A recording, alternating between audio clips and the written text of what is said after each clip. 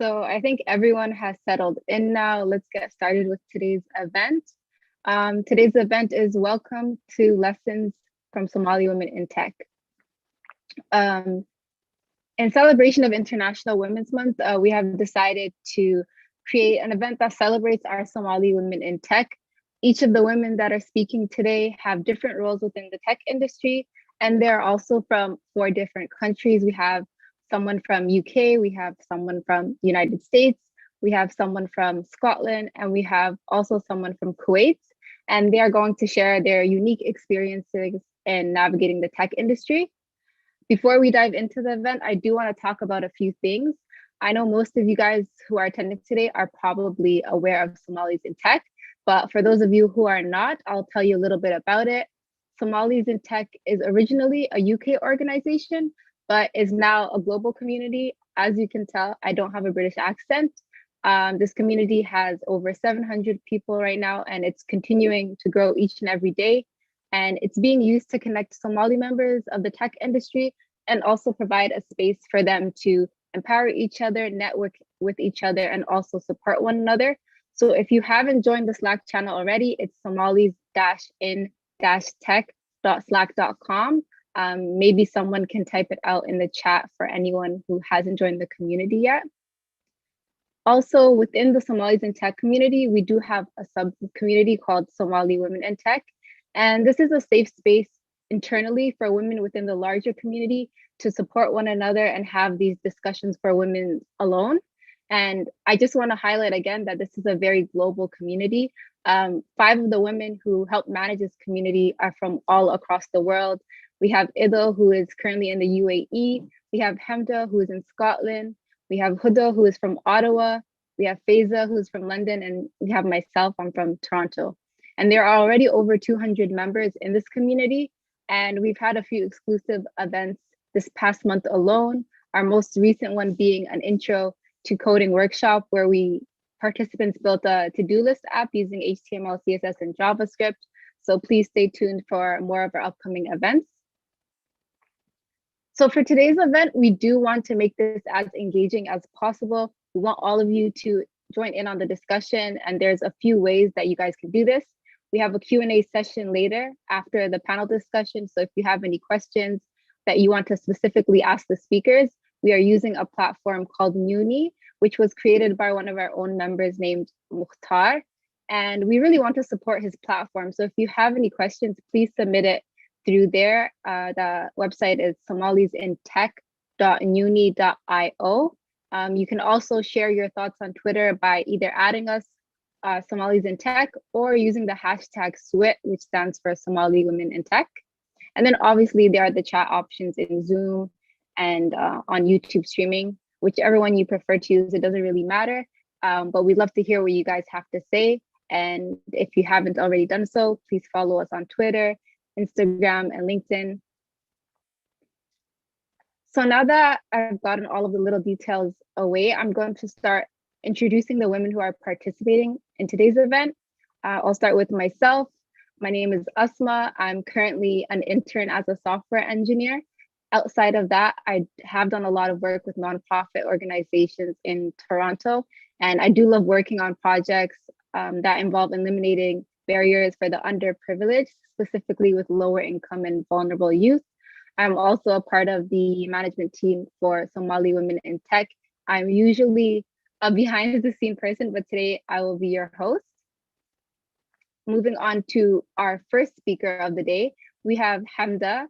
Hamda is a software solution integrator. She is from Scotland. She is a STEM advocate who's passionate about empowering young girls in STEM. I've personally been working with Hamda the last few months, and when I tell you, this girl is literally a superwoman. She always goes above and beyond what's asked of her. So I'm really excited for you guys to hear what she has to say. Our second speaker is Zeinab, and Zeinab is a cybersecurity professional from Kuwait. She wants to make a difference by inspiring others through education and the power of creativity. She is an active member of this community, and she recently did a lightning talk on how you can start a career in cybersecurity, and we loved it so much that we invited her to speak in today's event. She also recently won the Women Cybersecurity Raising Star Award in the Middle East. So if you're interested in cybersecurity, definitely stay tuned for what she has to say. Our third speaker is Hadan, who is from the United States. She is a policy analyst who is interested in the intersection of policy and technology. She is passionate about seeing how data-driven innovation can transform the economy and society at large. She recently wrote a report on how the Biden administration can jumpstart smart cities with AI. I think her background is very unique, and I'm personally looking forward to hearing what she has to say and share her experience in navigating the tech industry. And then we have our final speaker, who is Faiza. To be honest, Faiza, she doesn't really need an introduction. I'm sure you all have seen her post a lot in all of our socials. She's a community builder, a nurturer, and an advocate in the tech space. She is one of the co-founders of Somalis in Tech, and for as long as I've worked with her, she's always uplifting the members of this community, and she's always going out of her way to make sure that everyone's voice is heard. She's going to be sharing her experience as a community professional working within the tech space, and I just know that you'll all love what she has to say today. So now that I've introduced everyone that's going to be a part of today's event, we're just going to get right into the panel discussion. Just to give a short overview of what's going to happen, I'm going to ask the speakers a few questions, and then I'm going to read some of the highest voted questions on Uni that you all have for the speakers. So let's get into the first question. The first question is, how did each of you get into tech? So feel free to mention details on how you got to where you are today, or even how you got your first job in the tech space.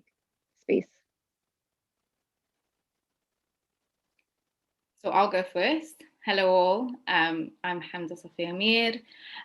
Like Asmaa introduced me, I'm a software solution integrator at GE.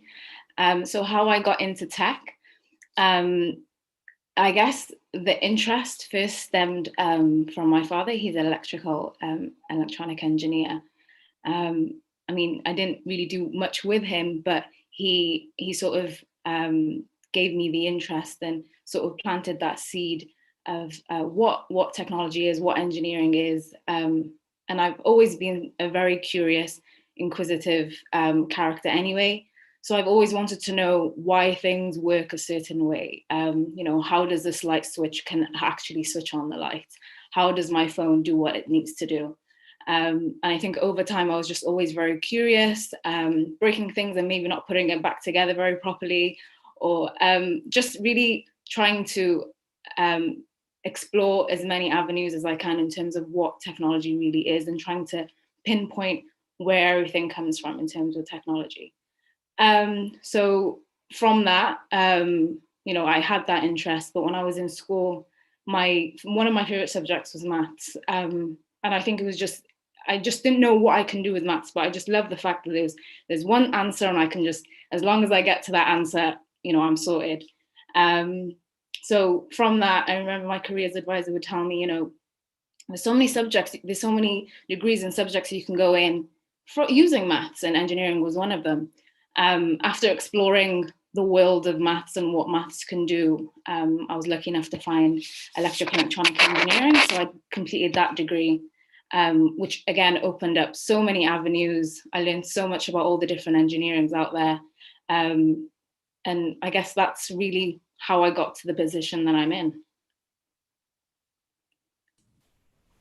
I can jump in next. I have a little bit of similarities with all the other panelists. So I'm similar to Hamda in that I also started with maths. I did a degree in maths and economics. I'm a non-techie, so on this panel, I'm the one who's not really got the kind of technical expertise. I definitely stick on the policy economic side of things. But as you can hear from my accent, I'm also like Faiza in that I'm from London. I've only been in the States for a year. So I, started in London, and my first job out of university, I moved to Berlin in Germany, and I was working for a blockchain startup. It's not a startup anymore, good for them. They've kind of moved on, quite established. But within that, again, I was on the policy side of things. So blockchain, the whole thing is it's a system, you've got to record information for the rest of time. So I was working on what's the economic model for that? How do you store data forever? How are you going to price it? And also what are the kind of policy implications? How do you get policymakers in Germany to create an environment where the blockchain ecosystem can grow? And so that's how I got interested in the policy side of technology. And so now I do that for the States. How can US policymakers, create an environment and do policy and create laws and bills that help AI grow, the AI economy grow, data grow, quantum computing. And so that's how I've ended up here. I can go next. So as Asmaa introduced me, I'm here. My name is Zeinab and I'm based in Kuwait. Basically, I didn't live my whole life in Kuwait. I was raised most of my life in Syria. And I wasn't I didn't have technology in mind. I wanted to be a doctor. And I think I was influenced by Grey's Anatomy, and I really wanted to be a doctor. So, but when the war happened in 2012, we had to move from Syria to Kuwait. And then I was hit by this reality that non-Kuwaitis, they can't go to med school. So I needed to change my mind to the second option. So my second option was computer engineering. So I went to school here. It's called American University of Kuwait, and I majored in computer engineering, and I love every part of it. And if right now, I just when I see, for example, the new show, which is New Amsterdam, and I see the blood and the doctors and everything, I was like, oh my God, I thank God every day that I didn't go into that road.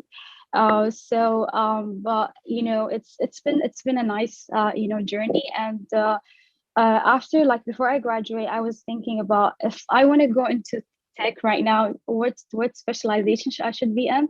And then I do want to go into help desk. I think if any of you you work in a company where there's an IT help desk, you basically answer calls and you just go fix things. And that wasn't my personality. So I had to go and check out other things. And I was looking into hacking and cybersecurity and what is it. So I decided to take my last year internship in one of the local banks here in Kuwait. So I interned for a month there, and I was introduced to a lot of things in cybersecurity. So when I graduated, I started looking for opportunities in the field. Yeah. I'm happy to go next. By the way, it's just so great to hear from all you ladies, kind of your backgrounds and stuff. Like Hodden, I'm also a non-techie in tech. So as mentioned in my introduction earlier, I'm a community builder, a maintenance person in the tech space. Not something I knew existed when I was growing up at all. And actually, do you know, when I was younger, I watched Mad Men and I was just obsessed with getting into advertising. I cannot tell you how much I wanted to be in advertising. And I was just like, that will be my life. And alhamdulillah, coming out of university, before even graduating, I had my first internship in the advertising space, and I very much built my contacts around it and everything. So that was my journey. I put all myself into it. I had internships prior to that to prepare me to move into that space. And then it kind of chewed me up and spat me out. As an industry, it just wasn't for me. And I didn't have the greatest of experience. And it's a very eat dog kind of world. And all for very little amount of money as well. That's the thing of being in tech space as well, that I clocked as but so actually I was made redundant from my last job in the creative advertising space, and was kind of searching for roles. And outside of my main job at that time, I was always involved in community for as long as I can remember, community work. I was in political societies, I was in Somali societies, and I was always loved to be involved in creative societies as well. But mainly my interest was within the actual building of community versus always just the content. So even things that didn't particularly relate to me, I was like, what's the behind the scenes actually look like for this? And what's the framework behind it? which led to me being made redundant and me looking for a job. And actually, I then found a job in Bumble, which is a dating app, a huge dating app. And that was my first taste in tech. And it really wasn't until I got the glitz and glam of tech where I was like, tech is pretty glamorous as well. Like, it really is. And more importantly, it was the exposure of other teams. I think it's because at that time I had never had exposure outside of actual people with technical skills, so coding folks, and I didn't realize how there's more non-tech jobs than tech jobs in the actual industry. Realistically, is what makes it work. And the more exposure I got into it, the more exposure I got into product and even HR or even legal and just everything that goes into the industry, it made me realize there's so much room. And more importantly, I was in the community operations team. So it was about user safety, which leans on a lot of policy work to even be able to make it run and ensure that we're facilitating a safe space for people to connect. It was only then I realized, wow, like community is an actual viable decision within this industry, and it's something that I can continue to explore. So I've kind of, in my time, been able to get experience in different verticals in the tech sphere within community in particular. So started off in community operations, which was more about building on the operational side, ensuring user safety, which then turned into building ambassador communities. What does that look like for brand ambassadors? It's just another way of fostering community to then reap the benefits of what community does for businesses. And to now where I'm looking after communities. At the moment, I'm currently contracting at Facebook, looking after developer communities. What I love the most is just being able to work in communities that maybe perhaps I don't directly relate to, but using my frameworks and experience to facilitate that space for people to effectively connect. That's what's always been the commonality, and that I've been able to shape into an actual role within this industry, which I never knew you could do. So that's what I love. I feel like you can really create your own role in a lot of ways in this industry, which is something that really attracted me to it. I think most people have a very narrow mindset of what careers in the tech industry are available, and all of your backgrounds are very different. So thank you for sharing how you got to where you are today. I'm sure it opened a lot of people's minds to the options that are available in this industry. So we're going to move on to our next question, which relates to your experience as a Somali woman in the tech industry. So can you share with us your unique experience as a Somali woman navigating the tech industry? Also, feel free to add like any obstacles you faced or overcome, your losses, your wins. So Faiza, do you mind going first? Sure. I feel like the experience of Somali women is so nuanced, and like it's a very, we sit amongst so many intersections, so it's quite hard for people to see that. I think beyond the visible, right? Obviously we're Black women, some may wear hijab, some people may not, so some people can recognize, even from my name, for example, my last name being Mohammed, like people will see that and realize that I'm from a Muslim background. And it's kind of like, sometimes it can feel like, what hat am I wearing at work today? And sometimes it's it even gets confusing why certain things are said or certain decisions are made and certain ways you're treated. And it's looking back and thinking, why would someone say something like that to me, or what's their intention behind that? And it's not as easy as to pinpoint it to only one of those intersections, because it could be all of them being a woman as well. So it's so complicated. It's very, very complicated. Never mind the fact that actually we're also kind of really steering the way in our culture. We're the generation in our culture that are really starting to forge our own careers. As I know, as a child of the diaspora, and kind of leading it there, I'm kind of navigating on my own in a lot of ways. Like, people aren't showing me the way. I'm having to create that space, that journey for myself. So mistakes are going to be made. So it's difficult. It feels like it's really easy to mess up. I'm assuming that's something that's shared amongst the group, but it's complicated. It's incredibly complicated. yeah, like that, I think that's the best way I can explain it. It's very complicated, for sure. Yeah, that's very, very true. I can only echo exactly what Faiza said, but in terms of my unique experience, besides me being literally the sore thumb that sticks out in every space at work, my unique experience was having to learn how to be independent, how to be resilient. I grew up in a space, I grew up in Cardiff, and it's a very tight-knit Somali community. We all know everyone, we all know who to go to for any issue, any problem, any experience. We know it like the back of our hands. So when I moved to Edinburgh for work, my office being just outside of Edinburgh, it was such an experience for me, because not only did I move to a complete other city where I didn't even know whether there were any Black people, let alone Somali or any Muslims. It was just so bizarre to me. Also, somewhat just being worried whether I'll actually fit in, whether there'll be other women in the office that I can just sort of be vulnerable with. Having those doubts that everyone usually has if you're going into a new space.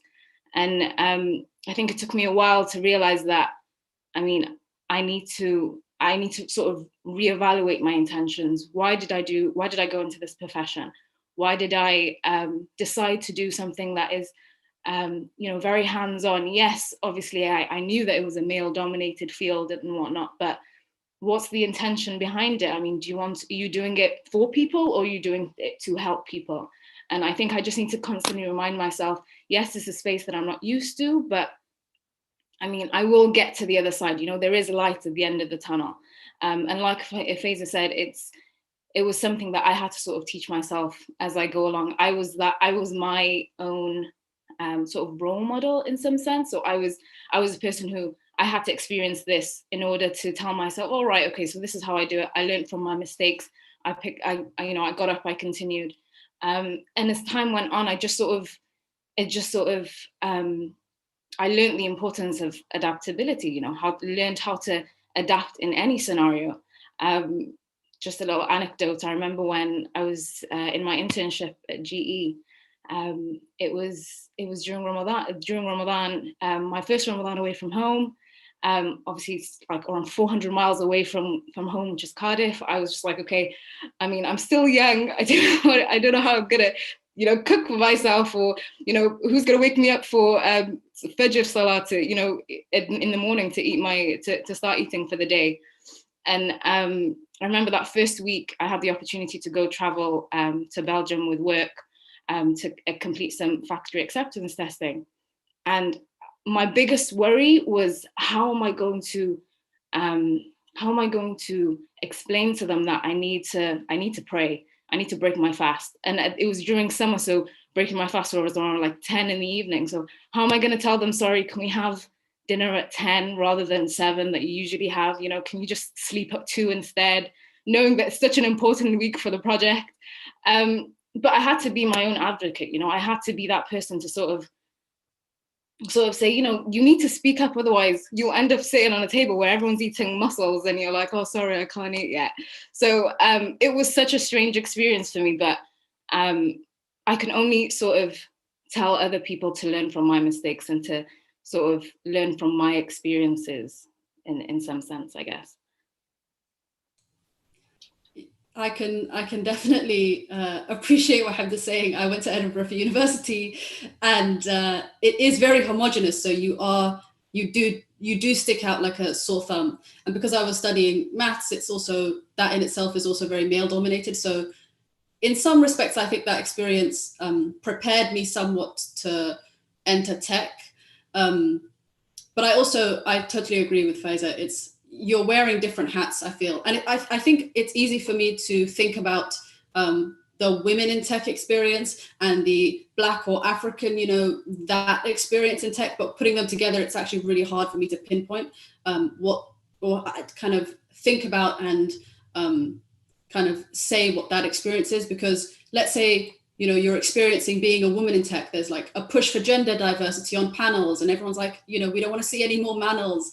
And And so it's very easy for me to think, okay, this is what the experience is, and there's camaraderie among women, and then there's being Black in tech, and people are championing, you know, diverse voices and considerations of like how race plays into AI or the development and use of certain technologies. But then if you're like, what's it like to be a Somali woman in tech? I'm like, it's very hard for me to put those two things together and then explain that very specific experience. So yeah, I would say there is commonalities with both what's already been said, I guess. So from my experience, my unique experience, I was in university. It was for me the La La Land. So I was in like, you know, it was awesome. It was like, you know, the sky's my limit. I was the only Somali in my university. And I think because our community is relatively small, we have only 3,000 members. And it's been like, you know, the sky's my limit. I was like, you know, the president of the engineering club. I published a research paper. I was a leader in my community in university. And it was awesome. But then when I started, like, you know, when I went, the first, like, you know, slap that I had in my face, that I took to my face, was in my internship when I was interning at the local bank.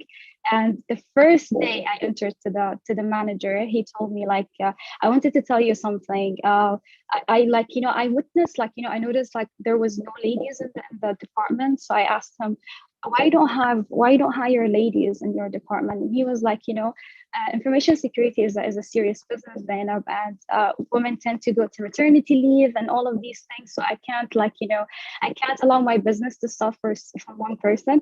And, you know, I was like, you know, that was the first shock, that I was like, you know, I never seen, like, you know, stereotypes, like, you know, against women until I started like just to feel the heat of the industry.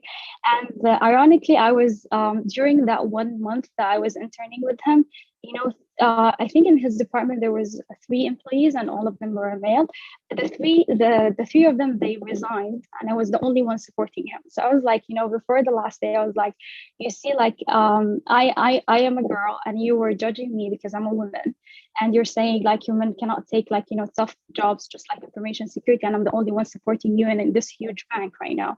So it was like, you know, it was like this experience of me, like, you know, right now I need to you know, defend myself, and I need to speak for myself, especially if you see, like, you know, the Arab community is way different than the West. So for example, in the Arab, that women tend to feel like they need to be humble, they need to be thankful, they need to be shy, and it's part of the culture, and it's been embedded within us. So it's been like, you know, it's like, you know, that part of my life was, you know, a bit tough. And I still like, you know, I still remember in my first job, I went to a client, and in that client site, I had to go to their data center, and in their data center, I went to, like, you know, I was working with different teams.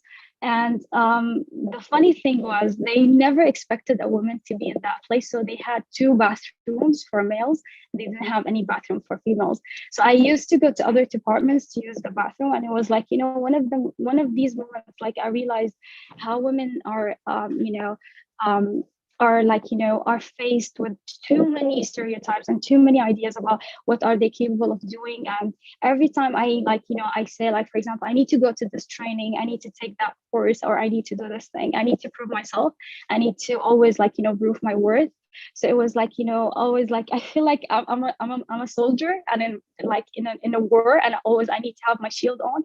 So it was like, you know, so it taught me a lot. It taught me to be resilient, as Hamda was saying. It taught me to be, you know, tough. It taught me to speak for myself. I used to wait for people to talk about my work, and they say, like, you know, work and let your work speak on your behalf. It's sorry for this. It's BS. It's just like, you know, you need to speak up.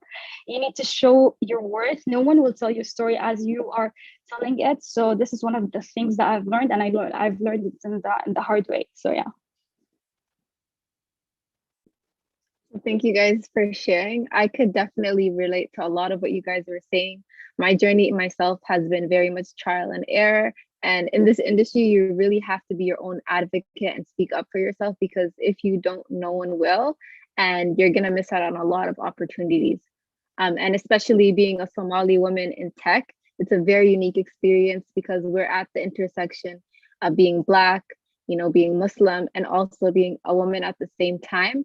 So hopefully some of you all in the audience could relate to their experiences and learn from their experiences as well. And that is another reason why I love this community so much.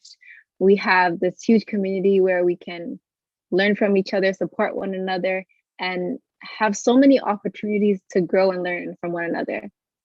So this is my last question for you all. And then we'll be moving on to the questions from the audience.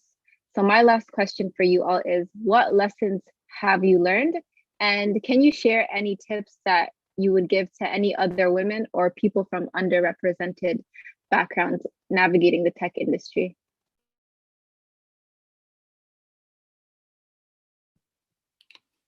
I'm happy to go first. So in terms of what I learned, lessons learned, just echoing from the last question, being able to be my own advocate, knowing that I do have a voice and it is valid. I know that sounds a bit cliche, but it's true. I mean, I think I needed to say that to myself several times, even if I am in an environment, I grew up with all girls, so being loud or being heard, I guess, not even loud, just being heard in a male environment, it was very foreign to me. So definitely being an advocate for myself. But if I were to give 3 tips to underrepresented backgrounds or other Somali women, or any background for that matter, I'll definitely narrow it down to 3. I was rattling my mind for all day about these 3 tips just to narrow it down, but first and foremost, I'll definitely say build on your personal professional portfolio or development. And by that, I mean, not only, how to be a professional in a workplace, but skills that you wanted to learn that might help you with your job, or maybe you're just curious about it and that can help you with your professional life. Being able to code in Python, but maybe you don't need Python for work. Having those skills in your back pocket, just in case you need it ever, it's always useful. Number 2, I'd definitely say networking. It is very daunting, of course, to approach someone and say, oh my God, I admire what you do, tell me more. You have that, everyone's worst nightmare is, oh, they might reject me, but you don't know unless you try. And I hear people tell me that, but it's true. And last one, which my sister had to remind me of this actually, because I completely forgot, but the position that I'm actually in was not my first choice. And I remember when I got it, I wasn't disheartened, but I was not, obviously I was expecting something else. But this is during my internship, not after I finished my degree. And I knew as a student during my internship, opportunities are very little. Whatever you get, put your hands on it and go for it. And the whole point of me going into an internship was because I needed a professional experience and also technical experience. So, again, renewing my intentions to know why I wanted an internship, regardless of what the position is. If I have the opportunity to go work for a great company with great people, then everything else will sort of fall into place. And what worst case scenario, you learn about a different type of a different part of engineering that maybe you didn't really intend to do. And maybe you might fall in love with it, maybe you won't, but at least you tried and you can say, okay, that's not for me, or this is for me. So my last one, just to sum up in a sentence, don't say no to an experience that might not be your first choice. Don't be afraid to explore, essentially. I'm happy to jump in now. What I really love about this industry in particular is literally from what Hamda said, that you can chop and change as much as you want because you're exposed to what other people are doing, and it's relatively easy to either kind of hop onto that, get a bit more experience in that, or learn a little bit more about it. Like I've interviewed for product roles because that's something I'm quite interested in, and maybe something I'll continue pursuing later down the line. But that's the kind of beauty of it, like just being able to kind of pick up skills wherever. And what I really like is a collaborative process in tech, especially. You can really reach out to loads of different people doing different things. And what I'm quite lucky doing, it being in community, is just naturally it's quite easy to find connections, because there's a community effect, effectively everything. And when the more you're exposed to community, the easier it is to find people, because what you are is a connector, whether it's connected to experiences or connected to other people. But kind of like lessons, is my biggest lesson is when you first come in, you feel the pressure to assimilate really easily, because you want to fly under the radar as much as possible to survive, because that's our survival instinct kicking in there. And when you hit as many intersections as we do, you're really loud while being silent, like without saying a word, you are noticed. And that is, it can bring on unwanted attention. It can make it seem like you're less experienced. It can make you, one time, even when I worked at my job, I worked at Apple as a technician there. And someone literally said to me, can I speak to a real technician? Just because I was a young woman on the team in comparison to all the team, which was like 98% men. And he was pointing at all the other guys and just assumed that I was less qualified than them. And it's not the first time that what I'm saying has been doubted by other people. And I know where it comes from, and it's annoying because I know where that's from, and I know why they're saying it like that. And it's really hard all the time to fight against that and hype yourself up. So something that I decided to do was just kind of like wear it on my sleeve, in the sense of I am who I am from where I'm from. I'm going to be as unashamedly Somali at work as I can be, or unashamedly a Black. I'm just going to be so in your face about it. So then when you are saying certain things to me, I can just point it out there. And I'm like, why'd you say that? There was one particular experience when I was at Bumble where a colleague of mine would always respond to me like I was shouting, and I'll be saying something in a really normal tone, and he'd just be like, wow, or he would just talk to me like I'm an aggressor. And I'm not even an aggressive person. He would just be like, wow, you're like, why'd you have to say it so loud? And I'm literally talking in my normal voice. Like, I know shouting. I'm Somali. Like we grew up in houses of shouting. Okay, like if you want shouting, sit in a room with my grandma. Like honestly, I can show you shouting if you want it. But it really grinded on me. Like the more he did it, and just he was so oblivious to it, and I'll notice. And then one time I just snapped and I just said, just because a Black woman responds to you doesn't mean she's shouting. And it was right in front of the whole office, and everyone was like, oh. But yeah, it was from that moment, really. I was just like, why am I going to pretend that they're not saying those things about certain parts of myself? Or I'd rather just address it head on. Are you saying that because I'm a Black woman? And that made him feel really uncomfortable. But that being said, it took the burden off me and it put it back on the person, because each time I let it slide, I'd take it home with me and I'd think about it at the end of the day. And I would really reflect as if it was my problem or my issue, when actually the issue is with that person. So that was really the first time I kind of stopped the assimilation and I just started to be. And through that process, I was able to realize through my roles when my environment wasn't right for me anymore. The more I felt uncomfortable to be that person, the more I was like, what's the reasons why I'm not feeling comfortable? Is it a certain person? Is it a certain task that I'm doing? Is it something that I can address? And if it's too much of a toxic environment or there's certain toxic behaviors, I realized that I don't feel comfortable being me, I'm out. And it really was the start of the journey of me putting myself first and my experiences first, and my mental well-being first. And yeah, that's my biggest lesson, because when you take all of this on yourself, like it's a lot.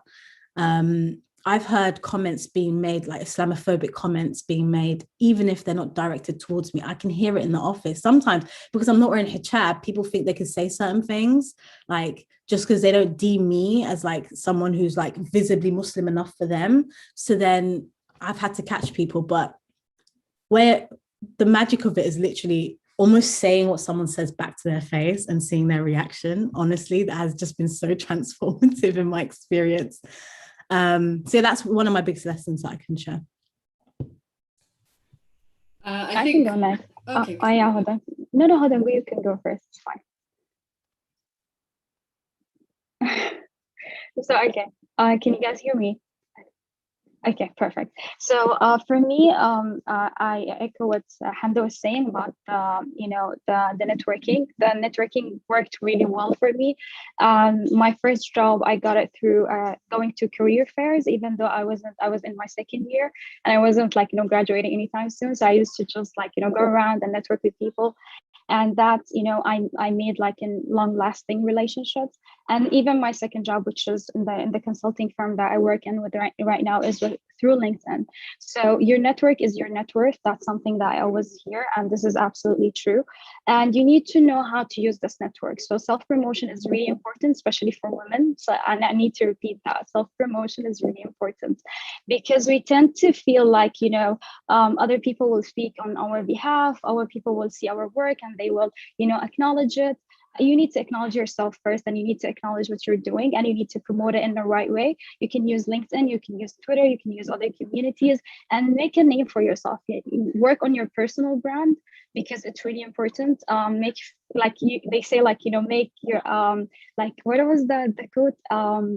Work until everyone knows your name or something like this, and then you will see more opportunities coming your way, because you are who you are, because you're good at what you're doing and people know it and they appreciate that. And the second thing is, and I really struggled with that, was if you don't find a seat at the table, make your own table with your own things. Don't wait for other people to just notice you're around, or don't wait for your boss to just appreciate your work. If you feel like you're not appreciated and your work is not appreciated, there is nothing wrong with you exploring other things. And always fake it until you make it. Just we tend to see, for women, we tend to feel like, okay, I need to work on this a little bit to make it perfect, imposter syndrome and all of that, all of these things. You just need to remember that there's nothing such as perfect. You just fake it until you make it. Feel like you're confident about what you're doing. Speak with authority. This is something I learned from my male with my male colleagues. They speak with a very even if they don't know the subject, they will they will show you that they are the experts 100%. So this is something I learned from them. And the last thing is, this is from my personal experience, don't be a yes woman. Always put yourself as a priority, and your family and your health. I've been through times where I was working with 3 managers. I used to work almost 20 hours per day, and it was killing me. I was doing my master's at the time. I was working with communities, and I wasn't having my me time. I just wanted to sleep. I was sleep deprived. I was depressed, and it was all because I was like, Zeinab, can you work on this project? Zeinab, can you do this thing? Zeinab, can you work on the weekends?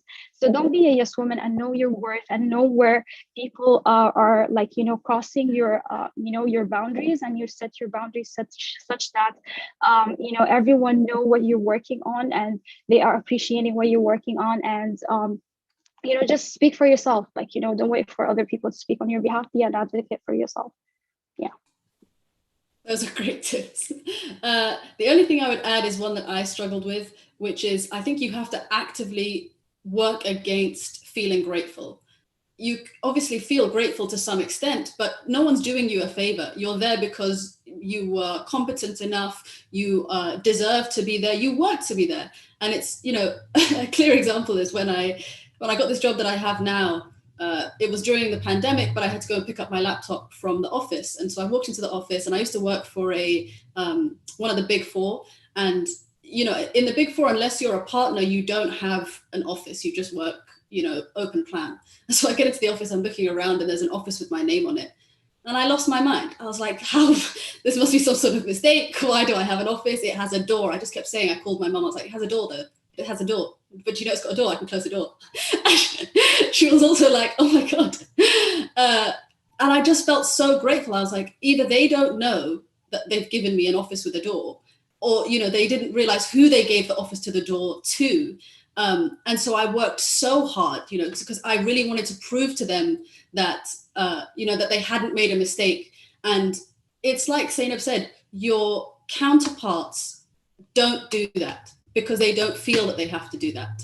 And if you don't work against it, when a year comes up, when 2 years come up, and it's time for you to ask for things, especially in America, because in the UK, at least in where I used to work, your progression is fixed. When a year comes, you get this. When 2 years come, you get this. But in some industries, in some sectors, and in some countries, it's you get what you ask for. And if you're constantly feeling grateful, you're never going to ask for it. And it's a little bit opaque. You don't know how much other people get. And so I really can't stress you have to fake it until you make it. And the worst thing someone can say is, no, you're not going to die.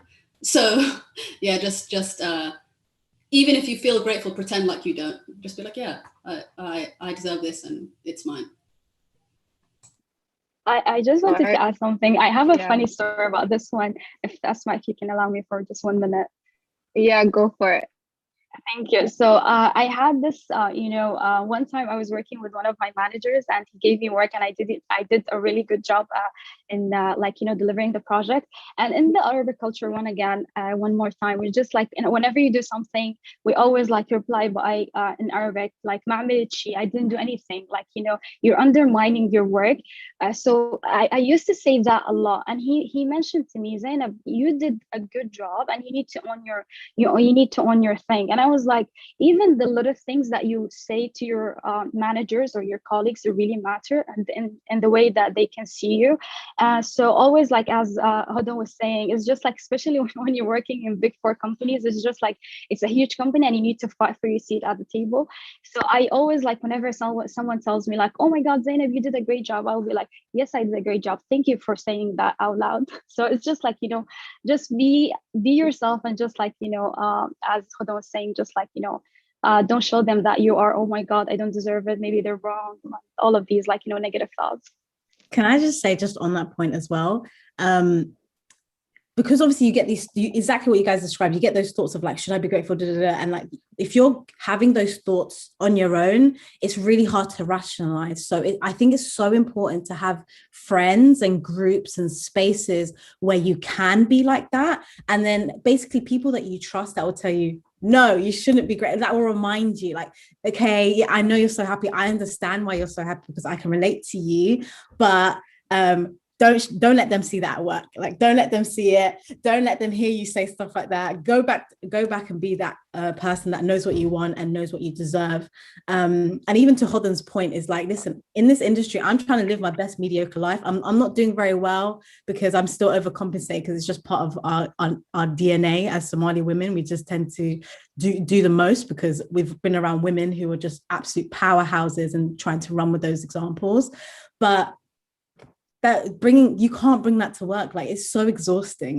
We give 180% as Somali women, and it's just not healthy to do that. And we're obviously really intelligent as well. So I think it's just worth looking at the space you're in and the people in it, and either match, or you can always give a little bit more. I tend to give a little bit more, but just be really observant. Especially when you first start a job, be really observant of the people around you and how they're working, and then you get a rough sense of what you're supposed to give or how much you should give.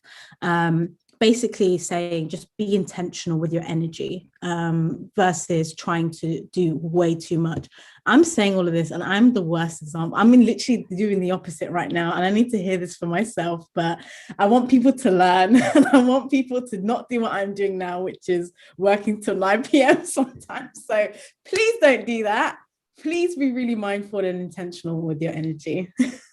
Yeah, also sorry, Asmaa, you're going to kill us. But just to piggyback on what everyone said, I'm still learning from all the lessons that you guys have said, all the points that you said, till today. And my manager or my colleague will say, well done, Hamda, that's a really good job. And I'll think, yeah, thank you. And I'll be really biting my tongue to stop me from saying, I didn't do anything. But really, thank you so much. I really didn't do anything. Because like Faiza said, we compare ourselves as Somali women to the women who raised us, to the women that we grew up around. And in the space that we're in, we just need to sort of match the energy that is around us, because we can't be working 24 hours a day.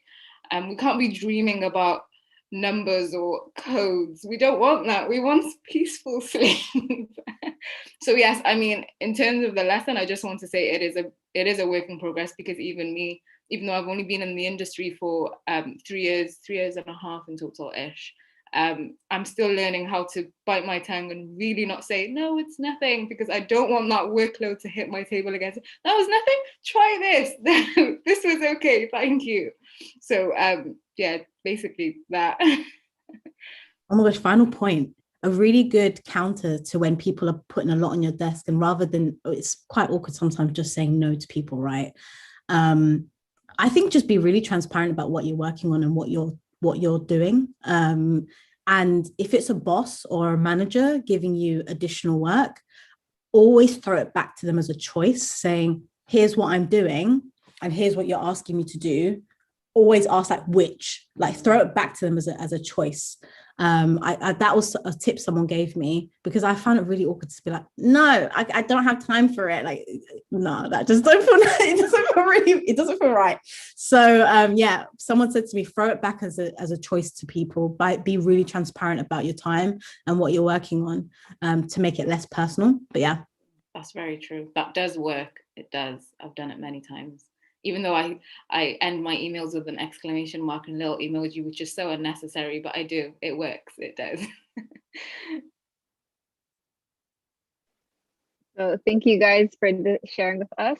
I think even just as a woman, not even a Somali woman, you have to unlearn a lot of behaviors that you were taught growing up and societal pressures that were put upon you. So just to kind of summarize all of your points, because I think you guys all shared some really great gems. So always know who you are, be unapologetically yourself, and not only that, know how to sell yourself. Don't wait for other people to give you opportunities. Go out there and get them yourself. You don't need permission from anyone to do anything. Don't be a yes woman. I think this depends on your environment. I say don't be a yes woman when you're in an environment that does not value you and compensate you for going the extra mile. If you're being appreciated for the work that you do, you're gonna do more and you're gonna get those promotions and get those compensations. But don't be a yes woman in an environment where you're not valued. You don't need to prove yourself to anyone, and you deserve to be there just as much as anyone else. Acknowledge your wins and act like it. So that concludes our panel discussion, or the questions that I had for you guys. So I'm going to be answering some of the questions from the audience now. Just give me a second. Faiza, do you want to share your screen so I can see the questions on Uni?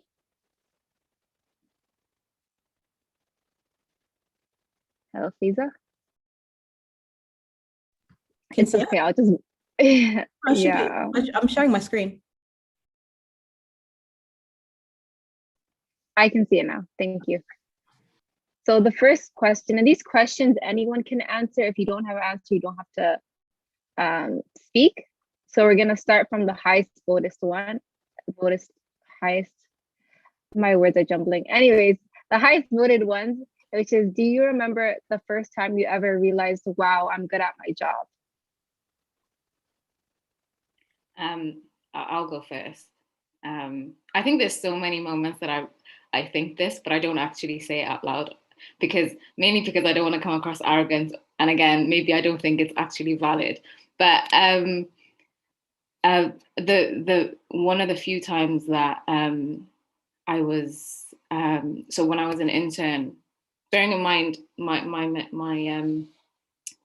mentality of what an intern was is, you do the bare minimum. Maybe you just do the work that the professionals can't be bothered to do, the stuff that are really tedious. But the last couple of months of my internship, my year-long internship, my manager had the confidence in me to go and, like I said earlier, to complete factory acceptance testing, which is quite a big milestone in a project. Me being just an intern,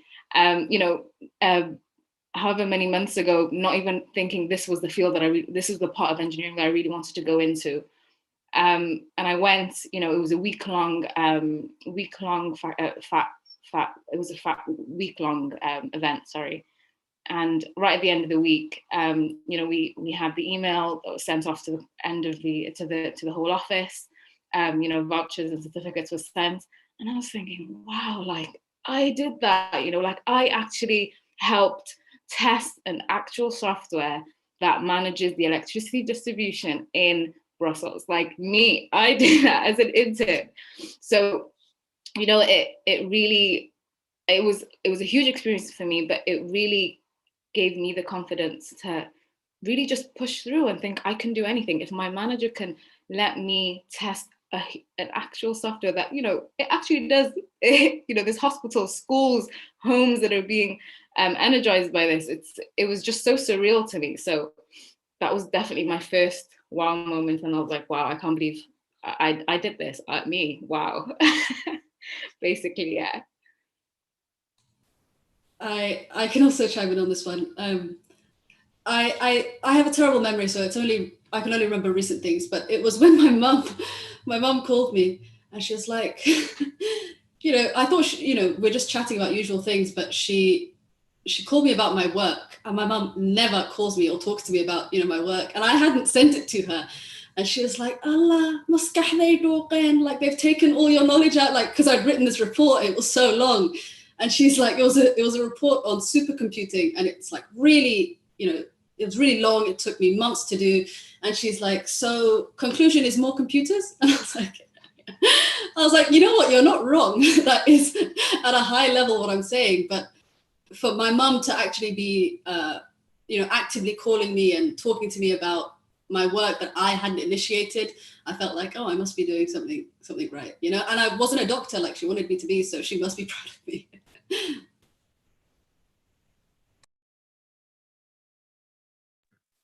I 100% kind of echo some of the points that the ladies have made. Like, definitely when my mom recognized what I did, I was like, whoa, like, I must have made it. Especially, I know when I was younger, when I said, oh, I'm thinking about advertising media, kind of, she was like, oh my gosh, not a doctor, lawyer. Like, so she was just, I really had to prove myself to her to show that what I'm going to do is a viable career, which I think is an experience a lot of immigrant children can definitely go for if they don't tend to go down the route of the typical careers that parents would like. But definitely the first time I realized, it's really hard to pinpoint the first time, but alhamdulillah, my job is very fulfilling in the sense of, because I work in communities, I'm talking to the people that I'm running this for on a daily basis. So I'm quite connected into the feedback that I get. And actually use Somalis in tech as a good example. Building Somalis in tech and building that community and that facilitating that space. It's like, when people started coming in and when people started joining and the conversations were flowing, and like, I know a lot of people who are joining us today actually in Somalis in tech community, but this was months in the making. Like, that onboarding process into the community was months in the making. That process of like putting the channels in and trying to facilitate conversations that, yes, will eventually happen organically, but make sure that there's space for it and make sure that people feel empowered to create their own space within the community. Like, this was all a framework that I, alongside the team, kind of like really built and baked and spent a lot of time on. So seeing the fruition of it, like, it was such a wow moment for me personally. I've been able to do it in like a professional setting, but to be able to do this, say, in a way that's like, this is outside of my day job, and this is something that I really care about. I think that's the main thing. Like, can I do what I do on a daily basis for something that I'm so passionate about? And to have been able to recreate that for people in my culture has been one of the most fulfilling things, and made me realize, like, wow, I am good at my job because I can also do it outside of the workplace, which honestly was one of the most defining experiences for me. And I really, really hold that, and I'm so appreciative of the endless bounce of du'as and compliments that I've gotten from folks as a result of it. So yeah, it's definitely one of those things that constantly puts a smile on my face. For me, it was like, I had a lot of like, projects where I had to lead the team and just like, work on developing like, frameworks. And we have a very relatively small team members. So we need to work all the time to like, on different projects with different clients. But the one time that I felt so proud of myself is I'm the only girl in the technical team, and where we do like, we go to clients and we hack them. So the first time I was shadowing my senior co-workers, and I think my assistant manager as well. So I was shadowing them. I'm just like, they were like, Zeinab, can you do it alone? And I was like, yes, I can do it. Can you go to the next client and can you hack them? I was like, yes, I can do what you're doing. So the next time it was like, I think after a week, and I went to that client and someone else was shadowing me this time. And I hacked them within 2 hours. And I called my assistant manager and I was like, I finished the work. And we had like, this work was supposed to be like, across 5 days. And he started laughing. I thought like I said something funny. And I was like, why are you laughing? He's like, I'm super proud of you. I was like proud of myself because they thought like, I need a long time to just like, just like master it. And it just like took me 2 hours to just like get into the system and just like get everything. So yeah.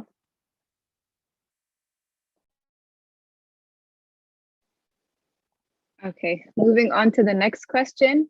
What advice would you give to someone who wants to get into tech, but is currently on a different career trajectory? What skills do they need and what courses should they take? I think this question depends on what career they're trying to go in for, but you guys can all share with your experiences.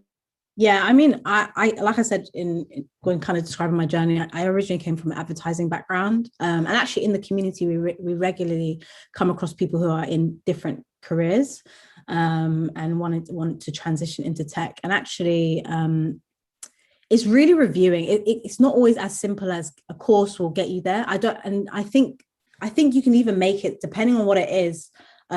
Sometimes save the time that you would have spent in a course and just go straight into the experience. Tech, because of how diverse the roles are in tech, there's so many transferable skills. The only thing I definitely would go on a course for is that if your role requires coding and your coding skills are not quite where you need it to be to do XYZ.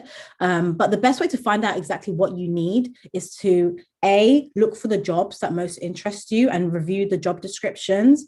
B, talk to different people who are already working in tech, especially people who are doing what you want to do, and seeing what skills that they regularly lean on, and what projects do they work on, and see if you can recreate that experience doing something else.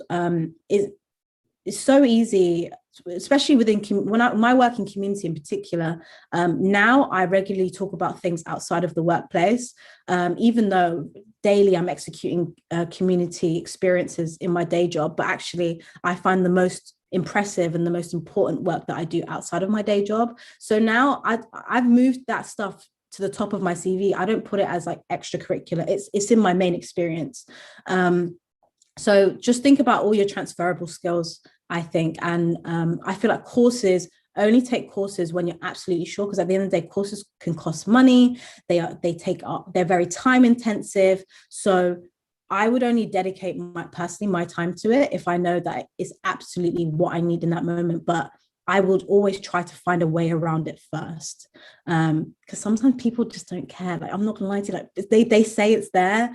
I've applied for jobs where they're saying like, you need XYZ experience, you need like SQL. Like, Lord knows I can't do SQL, but I will still interview for the place anyway, and I'll say to them, can I learn on the job? Like, because you can actually ask those questions. Companies will also fund trainings if you ask them for it as well.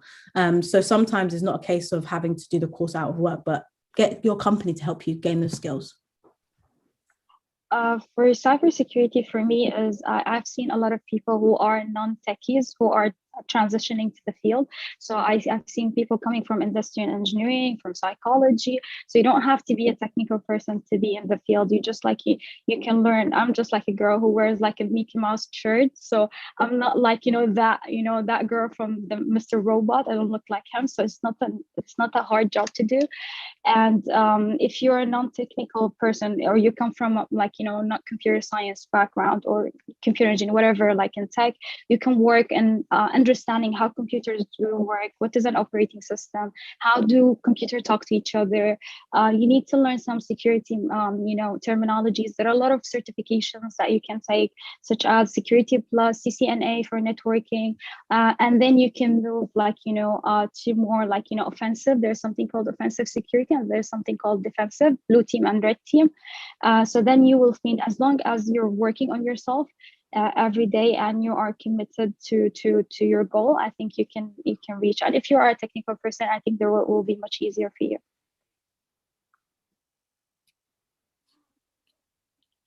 I would say my advice would be, it's a very careers advisor advice, but do your research. I mean, tech is such a broad industry. There's so much you can do, and like Faiza said, during her introduction, there's so many roles out there that we don't even know actually exist. There's so much out there. So my advice would probably be maybe to make your transition easier.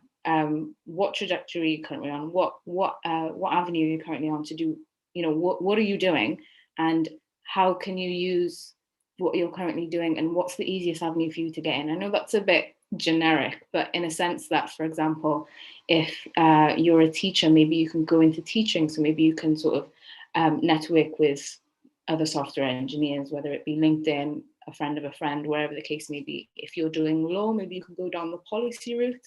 If you're doing psychology, like Zeinab said, maybe you can do the research and see where psychology can take you, whether it be cybersecurity, whether it be AI. Try and see really what's out there. There's so much out there, and I know it can be really overwhelming, but talk to people, network, and something will come. I think it just takes a lot of patience, but you will get there. You definitely will. Yeah, I wanted to, sorry, Hamda, I'm always cutting you off. So just one thing that I wanted to add, I think we need to understand that sometimes like non-technical and technical, sides of tech. So for example, in cybersecurity, there is the strategy part, there is something called business continuity and all of that things. So you don't have to be always into coding and hacking. You just can go the other way, which is focus on strategies, roadmaps, and what is that called? Risk management and all of these things. Sorry, hold on. No worries. Yeah, I just wanted to quickly add, on a really general level, if you're in one career trajectory and you want to switch to another one, and you really believe that other trajectory has got these rewards, either personally or professionally, you have to be willing to take the risk. The risk that you might have to start at a more junior level, the risk that it might take you some more time and that you actually feel like you might be going backwards a little bit. That such a harsh turn from one path to another involves some risk. And if you're not willing to take those risks, sometimes from the community as well, why are you taking a more junior role in something that, you've been working so long on this? If you're not willing to take the risk, it can be hard to get the rewards.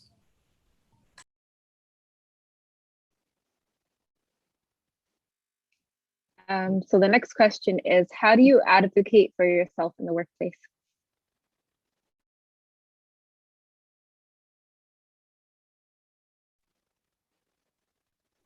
I can start. To share? Yeah, go for it, Zeinab. Okay, so the first thing is you need to know your worth. So for example, if you did something good, you don't need anyone to tell you that you did. So you need to just understand that you did something good and you did something amazing, and you need to be you need to own your your success, and always promote yourself at work. Like for example, in my firm, the partner does not know anything unless the managers tell him. So I need to show my partner, for example, like I did this and this and this and that, or for example, I posted on LinkedIn and he's following me, so he will see everything. So you need to just use the channels around you, whether it's just like social media or whenever there's an opportunity for yourself to speak up and tell, like, for example, we did this thing, I've accomplished this thing, especially when the time comes for reviewing your KPIs and there is the performance evaluation, and have everything documented. Like, for example, I've done this project, I've got this email from the client, and just show it, because you need to show evidence as well. So always have your evidence with you, and just be proud of yourself, and then everything will come, inshallah. So sorry to cut anyone off. Just for time's sake, I'm just going to have one person answer the next questions. So we're just going to move on to the next one for now. Yeah, so for the next question, for someone from a non-tech background, the industry can seem very crazy with its lingo and technical terms. Are there any tips or pointers you can give on how to keep yourself informed? Can I just say, as a non-technical person, so right now in my day job, I run developer communities, and I'm a non-technical person running developer communities. And actually, throughout my career, actually, I've been regularly working with product and developer teams of engineers.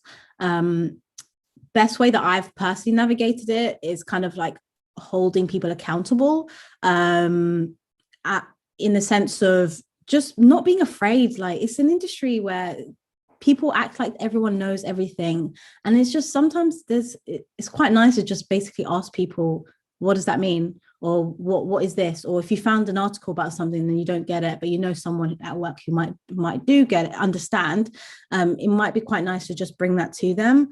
I quite regularly enjoy holding people accountable when they're using lingos that I just simply don't understand, or lingo that I do understand but I know it can be quite excluding.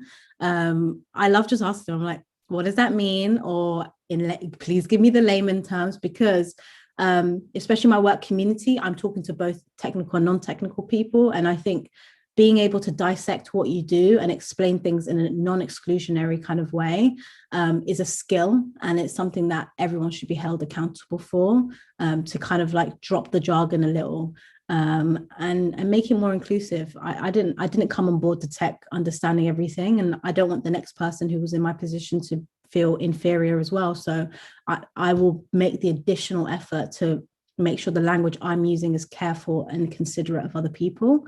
So yeah, that's my 2 cents on that. Sorry, Faiza, I just have a follow-up question for you. Sometimes when you're in a tech space and people use these terms, sometimes it can be scary to ask what these terms mean, because I've been in situations where I've asked people, hey, can you explain this for me?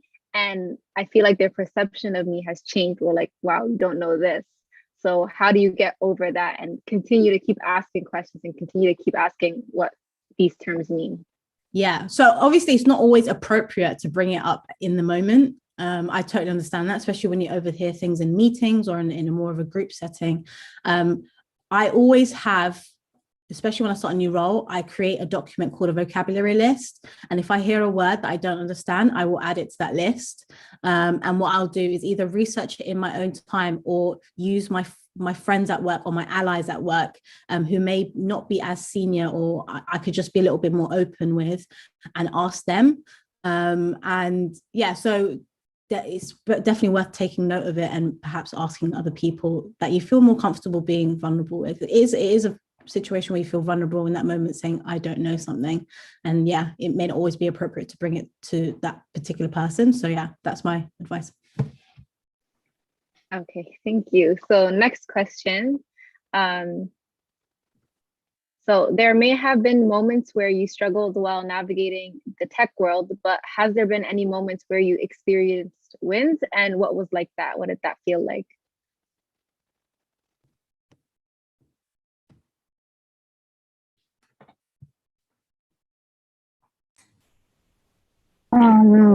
So yeah, someone wanted to speak. No, I was gonna just ask if anyone wanted to share their answer. I'll go for it. Okay, so for me, like I've been like after I've graduated in 2018, I was like, I need to look for communities that do the same work that I do. And I've been in a community called Google Developers and Google Women Tech Makers. And I started from the bottom, like as a volunteer, and then like, you know, slowly, like I've been like my work was recognized, the amount of volunteering work I've been doing for the community and the amount of events and networking and finding sponsors and doing competitions and hackathon for social goods. Like, you know, and then they, you know, nominate me to be an ambassador in Google, like, you know, for Google Women Tech Makers in Kuwait. So I think this is one of the things that I feel so proud of myself, because, you know, when you work for the community and you feel like, especially when you're working on, like, narrowing the gap between men and women in tech, and trying to empower women by giving them more resources, you know, making sure, like, even in the competitions that we usually have, we make sure that every team has at least one female member. It was something that, you know, you just like, you know, you force everyone to just like to see that there is a problem and they need to empower each other, they need to work with each other, and they can uplift each other. So this is one of the things that I'm really proud of. And I think that's translated for me to just what Asmaa was saying, to be to win the award for like Rising Star for Women in Cybersecurity in the Middle East, because I was believing, like, you know, always like community work, as Faiza was saying, is very crucial, is very important, is the way that we can, like, you know, work together and learn from each other and just, like, you know, uplift each other as well.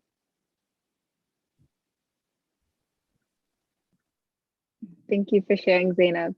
So we're going to go to this next question. I think I'm going to ask Hamda this question, since she did move from London to the States. So this question is, how did you all navigate making a big move out of your family homes? As a young Somali woman, I feel a huge cultural burden to stay at home, as I'm the sole provider, and it's made me a little stagnant. How do I take this leap? Yeah, I can definitely relate to this. I'm the only girl in my family. I'm also the baby of the family. So I 100% can relate. I also think it doesn't have to be a huge leap. You can take it step by step. I definitely think from a parental perspective, you know, sometimes I think our parents' generation and the community at large, there's a sort of tie between you leaving the family home and also you're cutting all your ties to your culture, to your faith. And it's just, if you take it step by step and kind of show that, you know, yes, I might be, you know, moving out, or I'm trying to, as a corollary to me moving up in the professional world, that doesn't mean that, you know, I'm going to become a completely different person from the person that you think I am. And if you can help them make that transition, and I think we have a responsibility to do that, right? It's difficult for our families and our community to sometimes understand or be supportive of that, but it's not like, you know, let me make this huge leap and make it very difficult for them at the same time. It's sort of, you know, let me take these baby steps and let me take these baby steps with you. And something that I think we should all remember is they were young once too. They lived lives. Okay. I think when they get married and have kids, they love to pretend like, you know, they never had a, you know, youthful lives, and they did. So I think they'll actually be, hopefully, inshallah, a little bit understanding if you're just a little bit patient with them as well. And now's a great time in COVID, right? If you're looking to take a different job in a different part of the world or in a different city, you can probably navigate that and say, hey, let me take this job, but I want to stay at home while I do it. And they're probably going to be, you know, more balanced and be able to help you do that. And then when things open up, perhaps you can say, look, you know, to your family, look at this great job that I have, look at how I'm able to support you and help you with these professional gains that I've made, and kind of help balance it a little bit. Can I quickly jump on this as well, Asmaa? So yeah, go for it. Very, very interesting. So I personally moved out during the pandemic. I was living at home with my family. It's like, it was totally fine pre-pandemic. Like, I was hardly home anyway because I'll be work all day and then come home and the weekends were nice, obviously. But what happened with the pandemic is that it's so many of us in a small space, and actually was beginning to affect my work as a result. My office was the living room, and when the whole family were home, like it was the only place that everyone can congregate. So it just really wasn't working. And my work hours are very choppy, changey. And I ended up being really bad at my job. Like I ended up doing really bad at work, and it started to affect that. And I wasn't feeling good about it. And then my family would feel guilty. So it was a lot of that. So I think it's being very clear with your family what your end goal is.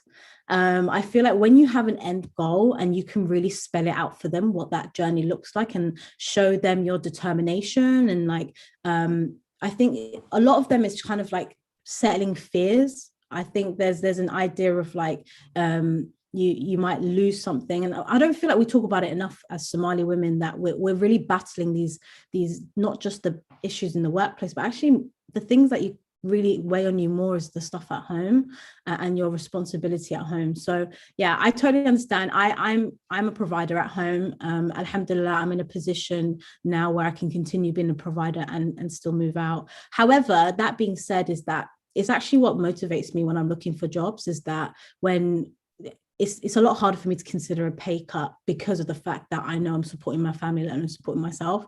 So that just continues to add to my motivation. But I think it's being transparent about what that bigger picture looks to your family. Let them be a part of the journey rather than this thing you're just working on for yourself. I feel like my family are in it with me, which is why they now feel comfortable and they can see the bigger picture. So that's my advice. One very last thing on it. If you can convince them that it's their idea, that really works. Like, I was talking to my mum and I was like, Mum, I want to move to DC for this job. And she was like, okay, but Dad. And I was like, okay. So I called him up, I told him about the job, and I was like, but you know, what are we going to do? And he's like, I think you should. He was trying to convince me to take it. So as long as you can like convince them, sometimes that works too. Yeah, I think having them a part of the conversation and including them into this decision will really help. And for you being the sole provider, you can't help others if you don't help yourself. And this job opportunity and this risk that you're taking, you're doing it to help your family. So in the back of your mind, know that I'm not intentionally trying to hurt them. I'm doing this for the greater picture. In a few years later, they'll understand. Can we finish up on one question, being one from Twitter? So I'm happy to read it out. So we got this question on Twitter saying, hi all, thank you for doing this. Research shows that seeing people like you doing something is a big factor in deciding what you want to do. As Hamda said, she had no role models here.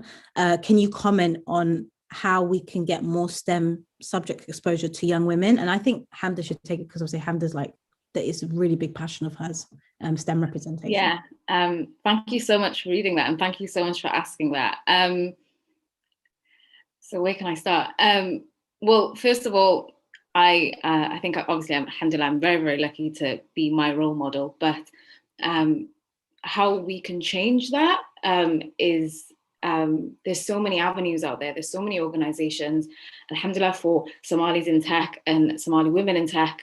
But not only that, you know, there's STEM learning who do so many outreach programs, and I try and do as much things as I can with STEM learning to sort of attend schools and speak to them and try and be as vulnerable as I can, not as in break down, but tell them that I come from a background where it is somewhat conservative. You know, it was difficult for me to you know, move out from home and work in a male-dominated field, you know, with a hijab, being a Muslim.